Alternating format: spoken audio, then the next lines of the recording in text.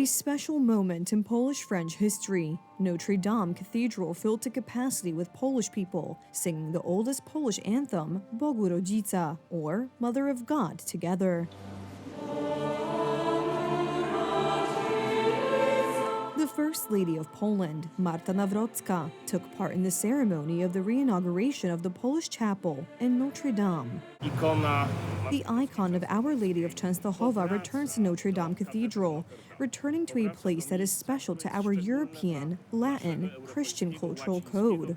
The Mass in two languages, Polish and French, was presided over by Archbishop Tadeusz Wojda. Interest in the reopening of the Polish chapel in Notre Dame Cathedral in Paris was so great that an additional service was organized in the afternoon. Saved from the fire, it returns to its place today after renovation. We still want to pray in this very place and invoke her maternal protection. It will continue to be an important place for emigrants from Poland and pilgrims visiting Paris. Here they will be able to draw breath with Polish sentiment and surrender themselves into the arms of their beloved mother.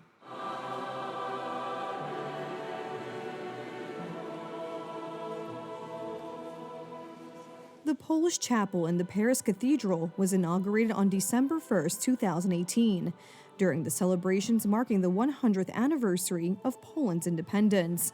The relics of St. John Paul II and the image of Our Lady of Częstochowa were brought into the chapel at that time.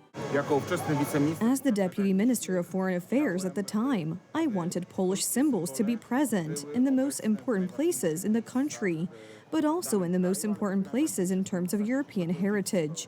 Notre Dame Cathedral is the holiest place for every French person, but it is also the most important, or one of the most important symbols of European culture.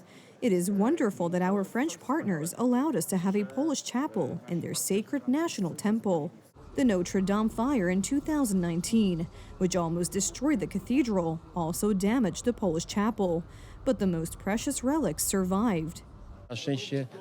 Fortunately, thanks to the Holy Spirit, it did not burn down. Perhaps even Our Lady saved the cathedral. I experienced a miracle from the Mother of God in 1985, because in 1985 I was here alone, and later my family came to me, thanks to the prayers before Our Lady of Częstochowa. So she is also the most important source of faith and perseverance in emigration for the Polish community here. The Polish chapel is the only national chapel in Notre Dame, one of the most famous buildings in the world. Its creation and consecration 7 years ago is a symbolic crowning of Poland's centuries-old ties with the cathedral itself and with France, as well as an honor to the Polish community in France. I think that this historical dimension will also translate into the present day, but the fact that we are received so well, so warmly in Paris, is also thanks to our Polish community, which deserves the highest recognition and tribute for this. For the First Lady Marta Nawrocka, who is here in Paris today, this was her first foreign trip in her new role. It's wonderful that we have such an active First Lady, that she has this Polish sensibility. Let's also remember that in France, a country with a presidential system, the position of the First Lady is incomparably stronger than in many European countries, and her presence was very much noticed by the French. The First Lady of Poland was given an exceptionally warm and cordial welcome by the local Polish community, who came from many regions of France, especially for today's celebrations.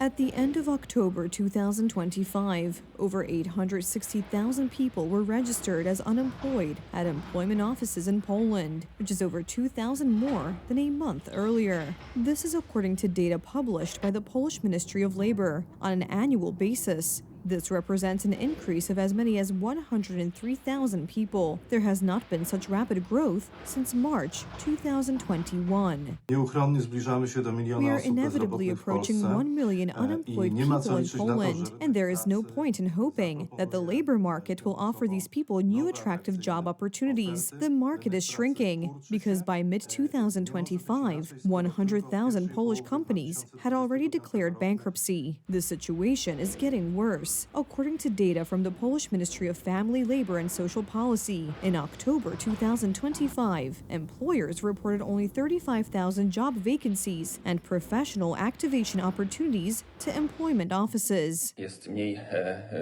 There are fewer jobs every month, 14% fewer, and what's worse, unemployment data is 5.6%, which is significantly higher than last year. The worst situation is in the voivodeships of Podkarpackie, Warmińsko-Mazurskie, Świętokrzyskie, Lubelskie, and Kujawsko-Pomorskie. Polish people are facing another major problem, as a wave of mass layoffs is sweeping across Poland. These layoffs are particularly affecting Kraków, and they are hitting young people and those working in financial and accounting centers. It's time for the government to do something about it and take systemic action. According to data from the Central Statistical Office, over 150 large companies will carry out mass layoffs, affecting over 77,000 employees. The layoffs concern both state-owned companies, such as PKP Cargo and the Polish Post Office, as well as the private sector. In Kraków alone, several hundred people are expected to lose their jobs in corporations and retail chains. These layoffs did not come out of nowhere, and the real problem is not only higher labor costs or horrendous energy prices, which the state does not want to influence in any way and does not help companies with. The state has abdicated its responsibility when the economy slows down. Meanwhile, Fujitsu Technology Solutions will carry out layoffs in 3 Polish cities, Katowice, Warsaw, and Łódź, with a total of over 800 people losing their jobs. People are losing their jobs. Workplaces are being closed down. Companies that have invested in Poland are winding up, and this is after less than 2 years of the Smiling Coalition's rule. Many people are set to lose their jobs in Biskupice Podgórne, near Wrocław, where LG Electronics operates. The Korean giant plans to close its refrigerator manufacturing division. The spiral is accelerating. Lack of work is a problem for the household budget, especially when prices in stores are skyrocketing. How do you assess the situation on the labor market in our country? It's a tragedy. Everything is expensive. Everything has gone up, and by a lot. What about your friends? My friends complain too. The situation on the labor market, I think, can be difficult for young people because older people work for a long time and then there are not enough jobs. No work means a hole in the household budget, which means we buy less. Entrepreneurs earn less. The so-called GDP, or our national income, is poorer and more people lose their jobs. Unfortunately, this is a feature of liberal governments. In this smiling Poland under the rule of the December 13th coalition, fewer and fewer people have anything to smile about today. South Africa, born 30 years ago as a new nation, united and free from apartheid. A great wave of global solidarity. This is how South Africa is promoting itself ahead of the G20 summit at the end of November. But beautiful words and staged photos have little to do with reality. That is the view of the U.S. administration, which is why the summit will take place without its most important guest, the President of the United States. I'm not going to. We have a G20 meeting in South Africa. South Africa shouldn't even be in the Gs anymore. Because what's happened there is bad. I'm not going. I told him I'm not going. I'm not going to represent our country there. In a later post on Truth Social, the American leader clarified that the reason for his absence is the violation of the rights of white citizens of South Africa and the repression they are subjected to there. It is a total disgrace that the G20 will be held in South Africa. Afrikaners, people who are descended from Dutch settlers, and also French and German immigrants, are being killed and slaughtered, and their land and farms are being illegally confiscated. No U.S. government official will attend as long as these human rights abuses continue. I look forward to hosting the 2026 G20 in Miami, Florida. According to the U.S. administration, this is about racist laws introduced by the black majority, which discriminate against white citizens on many levels, leading to these people losing not only their property, but also their health and lives because of the color of their skin. This has been pointed out repeatedly by, among others, billionaire and inventor Elon Musk, until recently a close associate of Donald Trump, who was born and raised in South Africa. It's improper for there to be racist laws in South Africa. The whole idea with what Nelson Mandela, who was a great man, proposed was that all races should be on an equal footing in South Africa. That's the right thing to do, not to replace one set of racist laws with another set of racist laws, which is utterly wrong and improper. They take the land, they kill the white farmer.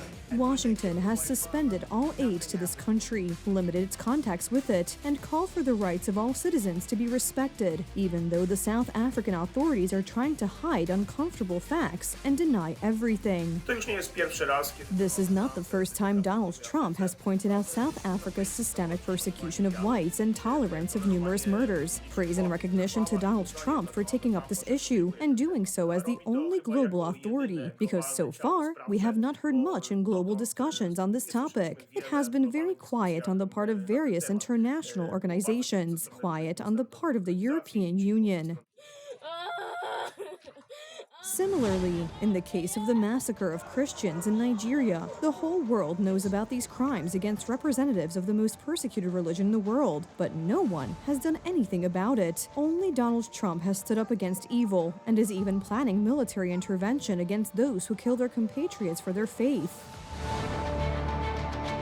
Donald Trump Donald Trump is one of the few leaders of the great powers who is very consistent in his actions. He stands up for the rights of Christians, for example in Nigeria, and now he has said that he will not attend the summit in South Africa because white people are persecuted there. So Donald Trump has this tough conservative line, and that's why he's being attacked, or someone is trying to ridicule him. But Donald Trump is right. Not war!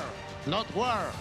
The Republican has also declared war on Venezuelan smugglers who use boats to smuggle drugs from South America to the United States. He has dealt a heavy blow to the drug trade, which flourished under the Democrats. But Trump does not agree with this world order. President Donald Trump is not fond of political correctness, whether in rhetoric or on the international stage. Unfortunately, in South Africa, the descendants of the Dutch and the English have indeed often become second-class citizens themselves today. Trump is giving the South African authorities a slap in the face to make them understand that he takes seriously the demand that all citizens of this great country be treated equally, regardless of skin color. The absence of the American president at the G20 summit is an image failure for South Africa, which has to face the serious problem of racial discrimination. The Nigerian government has been given an ultimatum regarding the persecution of Christians, and the Venezuelan authorities are to stop drug smuggling to the United States. Washington does not intend to tolerate the evil happening in these countries, not during Donald Trump's presidency.